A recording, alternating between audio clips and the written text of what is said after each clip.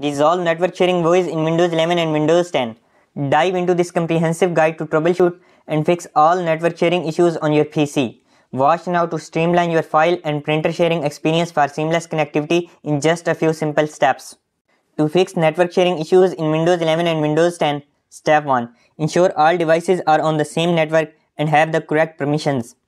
Step 2. Turn on network discovery and file and printer sharing in Network and Sharing Center. Step 3. Check that the necessary services such as function discovery resource publication are running. Step 4. Verify firewall settings to allow file and printer sharing. Step 5. Use the Troubleshoot Problems option in Network and Sharing Center. Step 6. Update network drivers to the latest version. Step 7. Ensure all devices are using the same workgroup. Step 8. Reset TCP IP stack with the command netsh /int IP reset.